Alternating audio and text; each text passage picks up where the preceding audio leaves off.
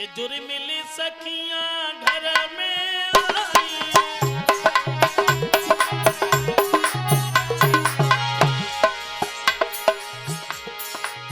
जुर मिली सखियां घर में आई।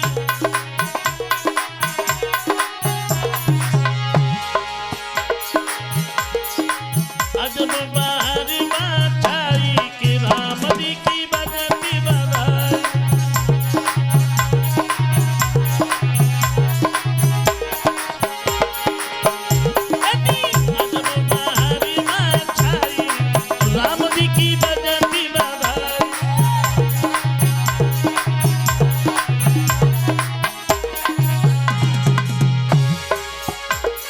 आंगन में बधाई बज रही है,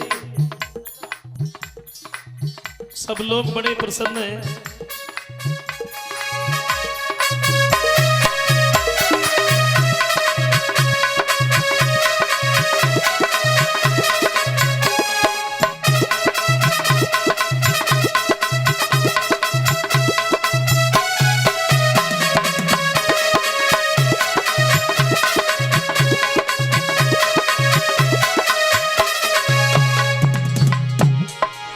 हुआ क्या?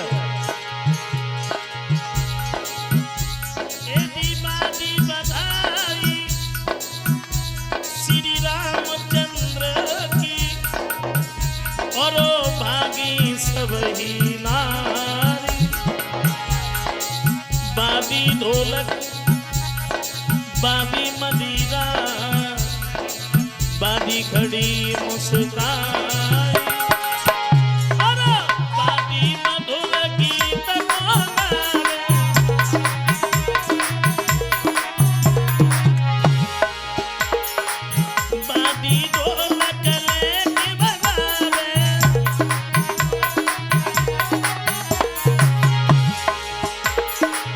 बाबी खड़ी रे मुस्काई कि राम जी की बजती बधाई।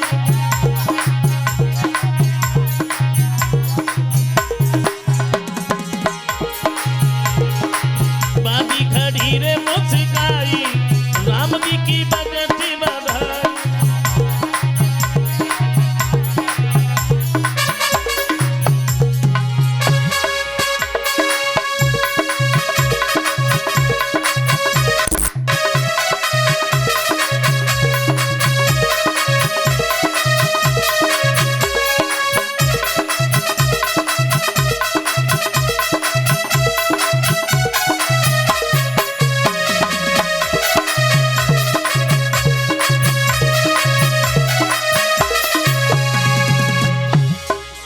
हुआ क्या?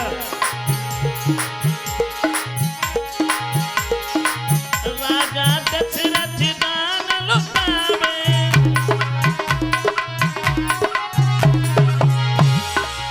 देव नभ से पुष्प बरसावे।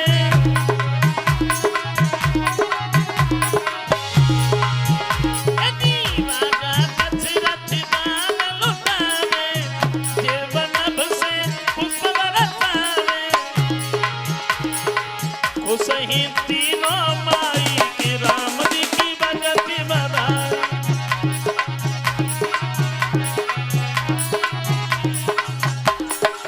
अजब बाहर बाछाई राम जी की बजती बधाई।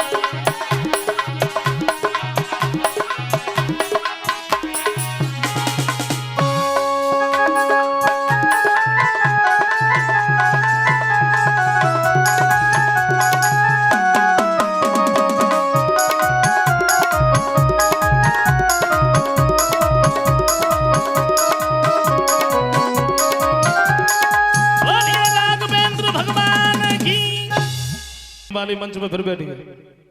उन्होंने फिर नहीं देखा, वे फिर सीधी चली गई। नारद फिर उठे, फिर सामने वाले मंच पे, वो तो बड़े परेशान। थोड़ी देर के बाद में राजा का वेश रख के वहां विष्णु भगवान ही आ गए, और जैसे ही भगवान को देखा बस उन्हीं के गर्दन में जयमाला डाल दी। अरे भैया, नारद ने जब जयमाला पड़ी देखी, नारद एकदम से उठ के खड़े हो गए और जवाब दिया, नादान लड़की।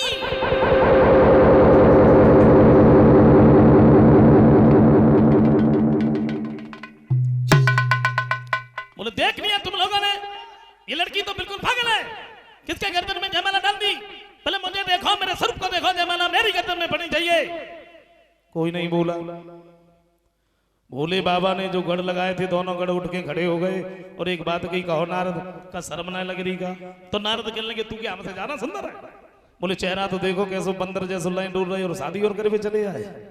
और जैसे ही नारद ने इतने शब्द सुने तो नारद भागे और तो कुछ भी नहीं मिला। जल भरा हुआ था, जैसे नारद उस जल में झांके तो चेहरा बंदर जैसा। दोनों गणों को श्राप दे दिया, मूर्खो तुम मेरी चेहरा की तरफ देख देख करके हंसते रहे, मेरी मजाक उड़ाते रहे और तुमने हमें बताया नहीं, तो हम तुम्हें ये श्राप दे रहे हैं, तुम भूतल पर 3 जन्म तक राक्षस बनोगे। दोबारा फिर जाके जो असली रूप था बस वही रह गया, लेकिन क्रोध हृदय से नहीं गया। और नारद भागते हुए विष्णु भगवान के नजदीक पहुंचे। क्या देखा नारद ने? एक तरफ विश्व मोहिनी खड़ी है, एक तरफ लक्ष्मी जी खड़ी और बीच में भगवान खड़े। और भगवान ने जब नारद की तरफ देखा, कहा कुछ भी नहीं, चेहरा की तरफ देख के थोड़ा सा हंस दिए बस। अच्छा, आगे तो वैसे लगी थी।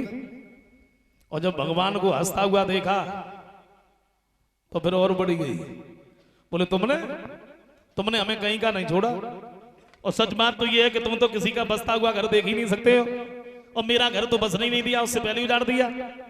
और तुमने पता नहीं किस किस को छला, आज तुमने हमें भी छल लिया, लेकिन अभी तक तो तुम बचते चले आए, आज मेरे हाथों से नहीं बचोगे।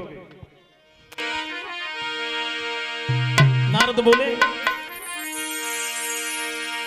तो कई अरिची जलाई और तुम कोनी की न लगती भलाई। कई अरिची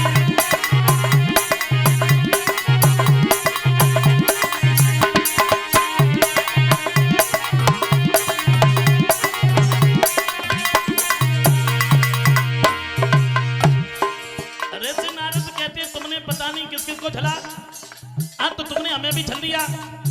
अरे जब तुमने समुद्र मंथन करवाया, जिसमें से अमृत निकला वो तुमने देवताओं को पिला दिया, शराब निकली वो तुमने राक्षसों को पिला दी, जहर निकला तो भोले बाबा को बुला लिया, तो तुम मरे। और लक्ष्मी जी निकली, किसी को भी नहीं पूछा, अपने पार रख ली। आज तो तुमने हमें भी छल लिया, लेकिन आज मेरे हाथों से नहीं बचोगे। तुमने तो मेरा घर बसने ही नहीं दिया, उससे पहले उजाड़ दिया। बोले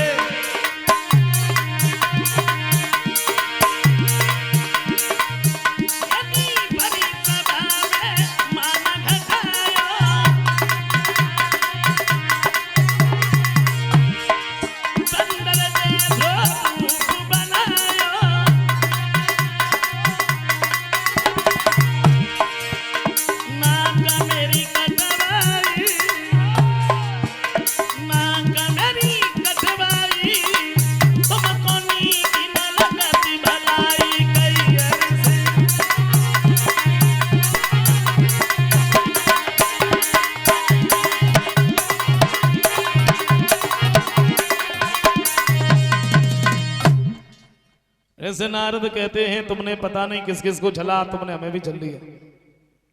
इस विश्व मोहिनी के पीछे मेरा खाना पीना भी छूट गया, तुमने इस विश्व मोहिनी से हमें मिलने नहीं दिया। तो ये मेरा श्राप है, इसी विश्व मोहिनी के पीछे तुम बन बन में इधर उधर भटकोगे। तुमने मेरी बंदर की सूरत दी, तो बंदर ही तुम्हारी सहायता करेंगे। राजा बन करके तुमने हमें छला, तो भूतल पर तुम्हें राजा ही बनना पड़ेगा। और जब श्राप दिया, भगवान ने क्या किया? तो जब हरे माया दूर निबारी, तो नाई रमा नहीं राजकुमारी। भगवान ने जैसे ही अपनी माया दूर हटाई है, तो क्या देखा है उस जगह पर? ना ही तो लक्ष्मी जी है, ना ही विश्व मोहिनी है, अकेले भगवान खड़े हैं। नारद एकदम से भगवान के चरणों पर गिर पड़े, जवाब दिया, प्रभु ये मैंने क्या कर दिया? मैंने तुम्हें श्राप दे दिया? मैं शादी करना चाहता था। ओ ना जी ना, मेरे मन में विचार बन कैसे गए? मैं तो बाल ब्रह्मचारी हूं। भगवान कहते हैं, देखो नारद, तुम्हें अभिमान हो गया, और तुम्हारा अभिमान दूर करने के लिए हमने लीला रची। कोई बात नहीं, तुमने हमें श्राप दिया है तो हम भूतल पर जरूर जाएंगे, राजा हम जरूर बने। एक बात कही, प्रभु हमें जो पाप लग गया इससे छुटकारा कैसे पाए? तो जवाब दिया, देखो भोले बाबा के भक्त हमें बड़े प्रिय हैं, तुम ऐसा करो, तुम उन्हीं के नाम की माला लो। वैसे नारद वहां से दोबारा तपस्या करने के लिए चले जाते। अब आइए गौर करते हैं उसी जगह पर कि भगवान श्री राम का अवतार हुआ। वैसे नारद ने नारायण भगवान को श्राप दिया, अल्पकाल में दोनों भाई विद्या को ग्रहण कर लेते हैं। सुबह सुबह ब्रह्म मुहूर्त में जाग करके अपने माता पिता गुरु के चरण स्पर्श करते। सुबह सुबह ब्रह्म मुहूर्त में जाग करके अपने माता पिता गुरु के चरण स्पर्श करते हैं। सबको करने चाहिए। सुबह ब्रह्म मुहूर्त में सबको जागना चाहिए। ब्रह्म मुहूर्त का समय होता है सुबह 4 बजे से लगभग 5:30 बजे तक का।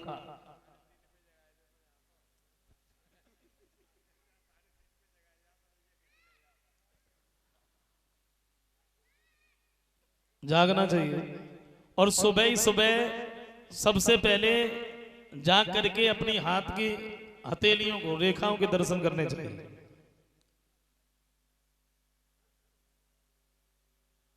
उसके बाद अपने घर में जो अब खुद से बड़े हैं, माँ बाप हैं, भाई हैं, जो अपने से बड़े हैं, उनके पैर छू के आशीर्वाद लेना चाहिए। प्रभु श्री राम भी करते। सुबह सुबह अपने माता पिता गुरु के चरण स्पर्श करते हैं। हमें तो जब मालूम पड़ते अब कौन करता है भाई। कहूँ होली दीपावली पे भले नंबर लग पाते हुए।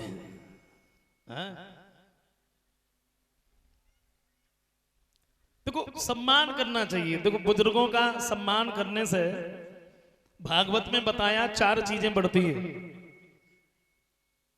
आयु, विद्या, यश और बल। तो सम्मान करना चाहिए या नहीं करना चाहिए बताइए? करना चाहिए। और मैं तो ये कहता हूं कि देखो समय निकाल करके, वैसे समय तो किसी के पास है नहीं, हमारे भाई है ना, उनके पास समय नहीं है। और समय थोड़ा बहुत बचता था, और जब से जी बवाल आए मोबाइल, इनमें कट जाता है। अब अगर 10 लोग बैठे हैं तो वो 10 नहीं है, केवल वो खुद है और उनका मोबाइल है। आप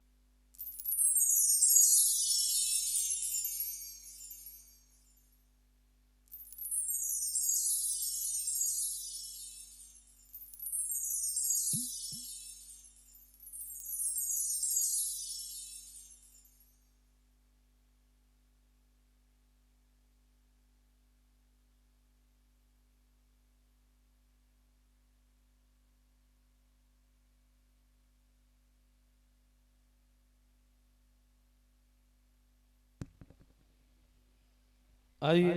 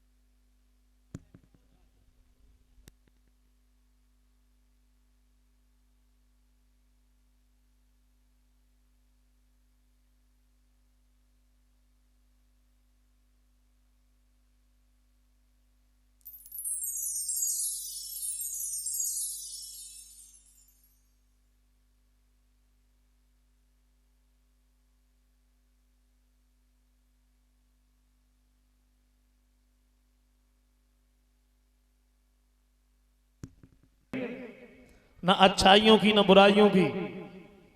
अच्छा मैत्री जी से पूछ भी लिया विदुर जी ने, भगवान ने ये दुनिया बनाई तो क्यों बनाई, और बनाई तो फिर एक जैसी क्यों नहीं बनाई, और नहीं बनाते तो भी चलता। दुनिया बनाने वाले क्या तेरे मन में समाई, और तूने काहे दुनिया बनाई।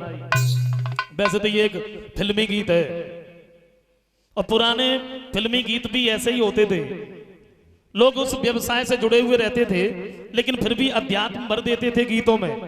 मेरा रंग दे बसंती चोला, मेरे देश की धरती सोना, उगले उगले हीरे मोती, मेरे देश की धरती। तेरा मन दर्पण कहलाए, भर दिया अध्यात्म। सजन रे झूठ मत बोलो, खुदा के पास जाना है। और आज भी फिल्मी गीत है। हमें मालूम है आप सब लोग सुनते होंगे, क्योंकि अब सुनने में कोई तकलीफ तो होती नहीं है। हाँ वो एक यंत्र नहीं आ गया जेब में डाल लो कहीं भी सुनो आराम से। आज भी फिल्मी गीत हैं लेकिन अब तो केवल गीत ही गीत हैं, अर्थ उसका कुछ है ही नहीं। हजारों बार गीत को सुनो और हजारों बार उसका अर्थ ढूंढो, अर्थ का तो अर्थ बनता ही नहीं है। अखियों से गोली मारे, अब बताइए ये कोई गीत है? दुनिया बनाने वाले क्या तेरे मन में समाई और तूने काहे दुनिया बनाई। तो संसार में लगभग 7 अरब की जनसंख्या है। संसार में लगभग 7 अरब की जनसंख्या है। सबसे बड़ी बात आप देख लो, क्या मॉडल अलग अलग,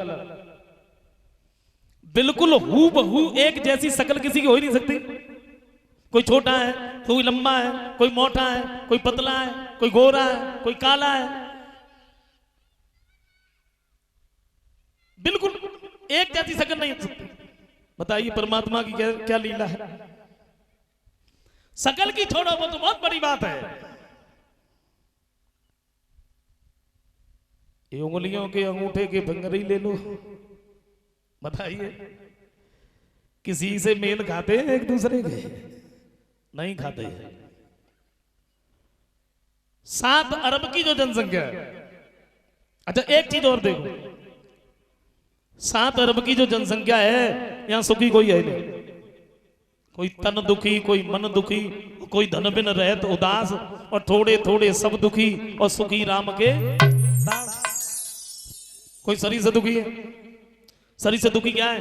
बहुत सारा धन भरा है घर में, बैंक में बैलेंस है, गाड़ियां हैं, बंगले हैं, नौकर हैं, और किसी दिन मिल गए तो पूछ लिया भाई खाने में क्या लेते हो? बोले कुछ नहीं। अरे बोले कुछ तो? बोले कुछ नहीं, मूंग की दाल और बिना चुपड़ी रोटी।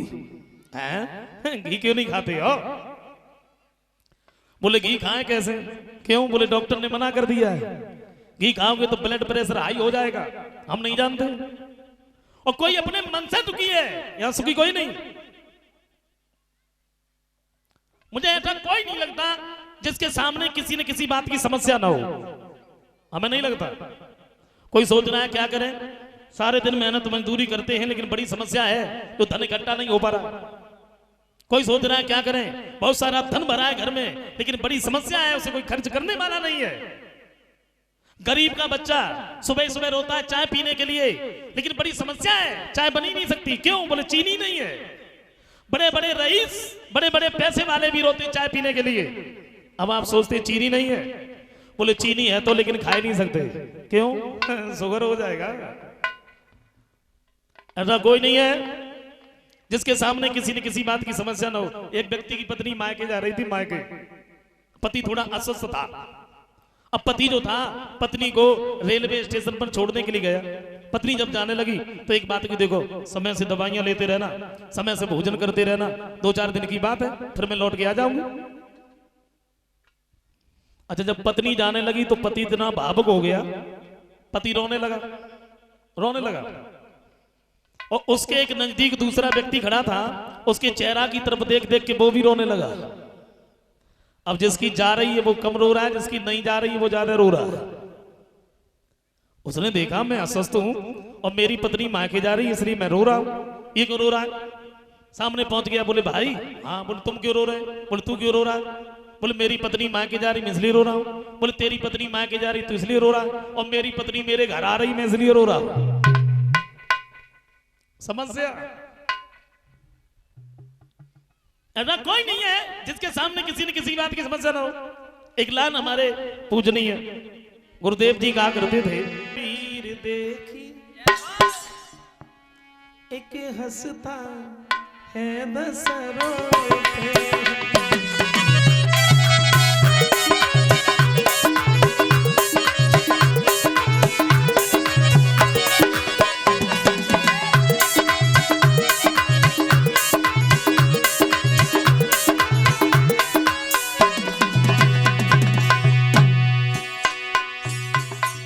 कवि प्रदीप जी लिखते क्या,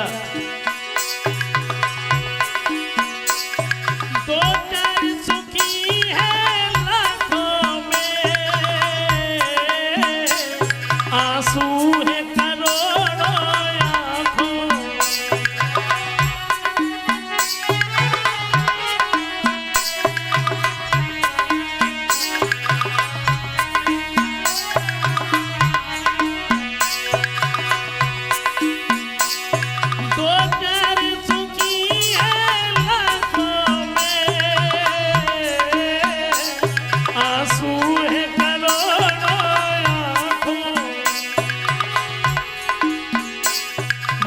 गिनी गिनी हरी तकदीर दे मैंने गिनी गिनी हरी तकदीर दे एक हंसता है दस रोते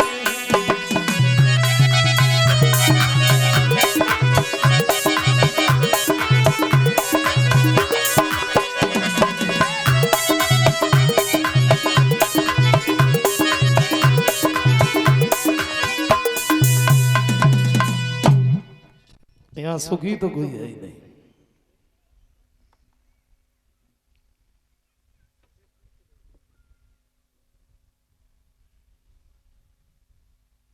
और मुझे तो ऐसा लगता है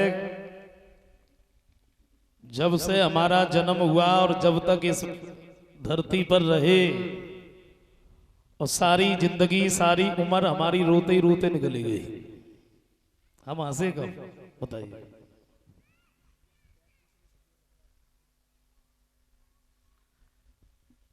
विद्वानों का तो ये कहना है कि जीव प्राणी जब मां के गर्भ में आता है उसी दिन से उसका ये दुख झेलना पड़ता है, शुरुआत हो जाती है।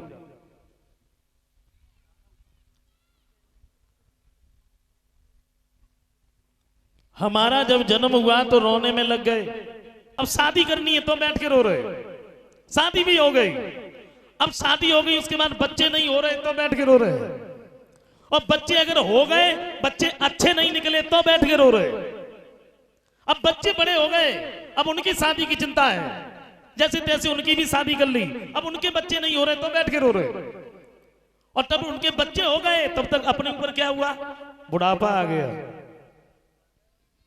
अभी तक तो घर और धन के लिए रो रहे थे, अब बैठे बैठे शरीर के लिए रो रहे हैं। घुटनों में दर्द है, कमर तो सीधी नहीं हो रही, उठा नहीं जा रहा, बड़ा परेशान हूं, क्या करे, मरा जा रहा हूं। और एक दिन ऐसे ही रोते रोते चले गए। बताइए हंसे कब? नहीं हंस पाए।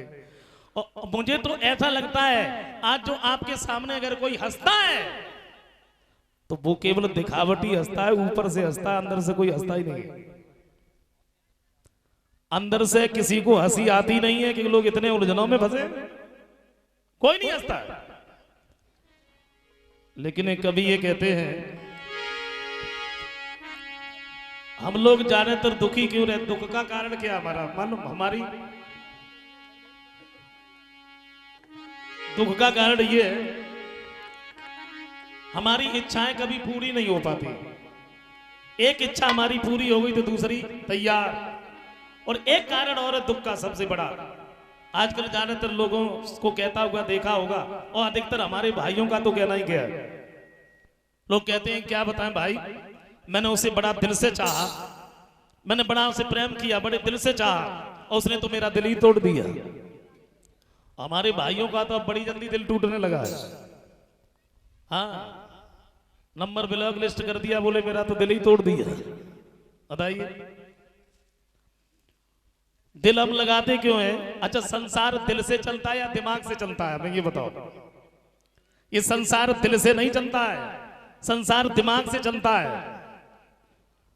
अगर हम दिल भगवान में लगाएंगे, दिमाग संसार में लगाएंगे तो कभी हमें दुख नहीं होगा। लेकिन हम उल्टा करते, दिल को संसार में लगाते हैं और दिमाग भगवान में लगाते हैं। यही हमारा फेर है। कभी कहते हैं क्या,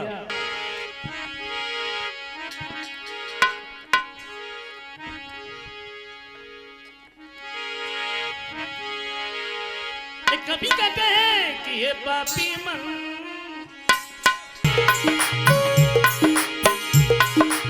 ये पापी मन कर ले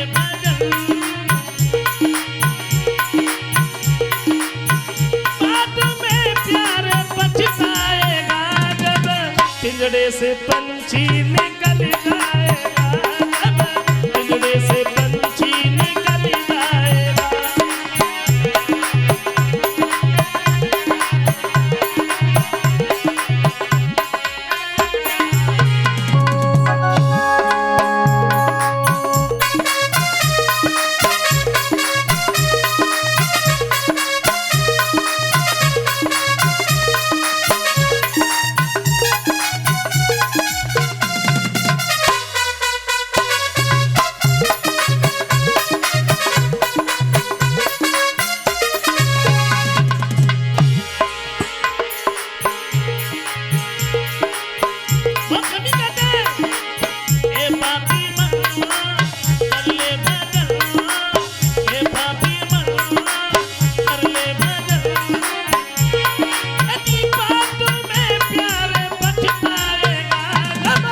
पिंजड़े से पंछी निकल जाएगा, जब पिंजड़े से पंछी निकल जाएगा।